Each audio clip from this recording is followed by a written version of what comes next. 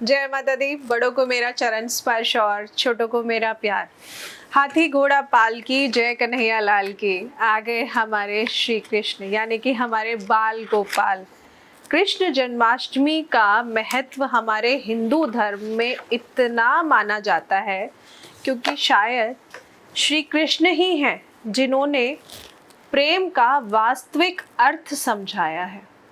ऐसा नहीं है कि सिर्फ श्री कृष्ण भगवान है जिन्होंने हम सबको प्रेम का वास्तविक अर्थ समझाया है, लेकिन श्री कृष्ण जी ने हर उम्र के व्यक्ति से प्रेम करने का वास्तविक अर्थ समझाया है। हर जीव से प्रेम करने का वास्तविक अर्थ हम सबको समझाया है। आज इस वीडियो में मैं आपको बताना चाहूँगी कि श्री कृष्ण जी की पूजा जब भी आप करें, अपने बाल गोपाल की पूजन को जब भी आप संपन्न करें तो कुछ खास चीज़ों का ध्यान ज़रूर रखिए, क्योंकि ये सारी वस्तुएं हमारे बाल गोपाल को अति प्रिय है। और क्योंकि ये उनको प्रिय है और जब हम उन्हीं का पूजन कर रहे हैं तो हम ज़रूर चाहेंगे कि ये सारी वस्तुएं जो उनको प्रिय है हम उनको समर्पित ज़रूर करें।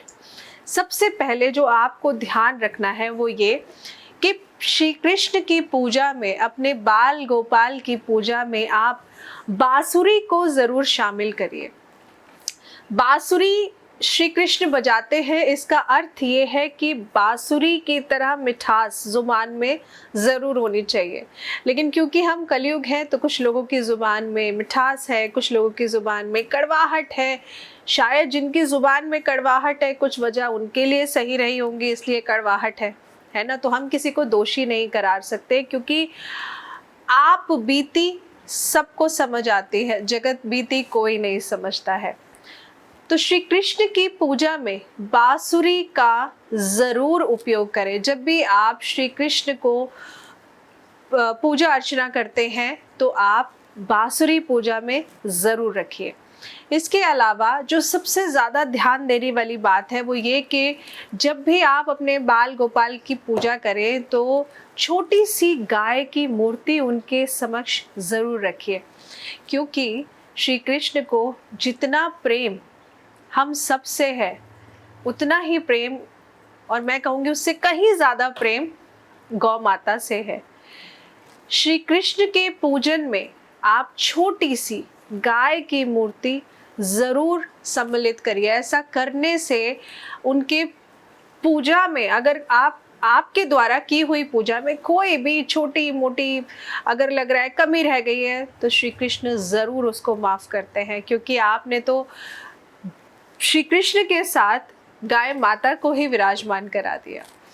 इसके साथ में श्री कृष्ण की पूजा में, क्योंकि श्री कृष्ण जी को वैजंती माला बहुत पसंद है, तो पूजा में वैजंती माला ज़रूर इस्तेमाल करिए। श्री कृष्ण की पूजा में वैजंती माला आप उनको ज़रूर पहनाइए। इसके अलावा श्री कृष्ण को आप जब भी भोग अर्पण करें तो उनके हर भोग में, चाहे वो चरणामृत हो, पंचामृत हो, कुछ लोग पंचामृत बोलते हैं, कुछ लोग चरणामृत बोलते हैं, इसलिए मैं दोनों ही चीज़ बोल रही हूँ ताकि आप लोग कंफ्यूज ना हो जाए। चाहे वो चरणामृत हो, चाहे वो पंचामृत हो, या फिर वो आटे का चूरमा हो या लड्डू हो, चाहे बूंदी के लड्डू हो, कुछ भी आप भोग अर्पण करें तो उसमें तुलसी के पत्ते मिलाना कदापि ना भूलें, क्योंकि बिना तुलसी पत्र के अगर आप श्री कृष्ण को भोग अर्पण करते हैं तो वो पूरा नहीं माना जाता है। तो श्री कृष्ण के पूजन में आप जो भी भोग उनको अर्पण करें उसमें तुलसी के पत्ते ज़रूर चढ़ाएं। साथ ही में श्री कृष्ण के पूजन में आपको माखन और मिश्री, क्योंकि ये तो उनका सर्वप्रिय भोग है। अच्छा, क्या आप जानते हैं कि जन्माष्टमी पे माखन मिश्री का भोग ही क्यों लगाया जाता है? क्यों नहीं उनको लड्डू खिलाया जाता है? क्यों नहीं उनको, हालांकि हम प्रसाद स्वरूप सारी मिठाइयाँ अर्पण करते हैं, लेकिन क्योंकि श्री कृष्ण को माखन बहुत प्रिय है और क्योंकि हम उनके बाल रूप की पूजा करते हैं, हम अष्टमी पे जो उनका जन्मोत्सव मनाते हैं, और आप किसी भी छोटे से बच्चे को लड्डू खाने के देंगे वो नहीं खा पाएगा, लेकिन माखन चटाएंगे ना तो वो ज़रूर चाट लेगा। तो माखन और मिश्री का भोग तुलसी के पत्ते मिलाने के बाद ही श्री कृष्ण जी को अर्पण करें। एक बात का खास तौर से ध्यान रखिए, तुलसी पत्र आप जब भी चढ़ाते हैं कभी भी पत्ते को ना बीच से तोड़ना नहीं चाहिए। ऐसा करने से आप माँ तुलसी का अपमान करते हैं। तो जब भी आप तुलसी के पत्तों का इस्तेमाल करते हैं तो आप पूर्णतः पूरा पत्ता रखिए, जिस भी भोग में रख रहे हैं पूरे पत्ते को रखिए। इसके अलावा सबसे ज़्यादा ज़रूरी चीज़ आ जाती है फिर हमारे बाल गोपाल के लिए, मोर पंख। क्योंकि अगर उनके मुकुट पे मोर पंख ना हो तो ऐसा लगता है कि बस कुछ खाली खाली सा लग रहा है। क्योंकि श्री कृष्ण जो कि प्रेम के भूखे हैं, वो एक मोर पंख से प्रसन्न हो जाते हैं। वो नहीं कहते कि आप मुझे सोने का मुकुट या चांदी का मुकुट दीजिए, वो तो आपके एक छोटे से मोर पंख से भी बहुत प्रसन्न हो जाएंगे। तो मोर पंख ज़रूर शामिल करिए अपने पूजन में, अपने पाठ में। इसके अलावा जो ध्यान देने वाली चीज़ें हैं वो ये कि श्री कृष्ण को आप जन्माष्टमी पर झूला ज़रूर झुलाइए। ये खास तौर से मैं उन माताओं को, उन बहनों को बोलना चाहूँगी जिनको बच्चे होने में कष्ट है, जिनको बच्चे नहीं हो पाते हैं या जिनके बच्चे बार बार खराब हो जाते हैं।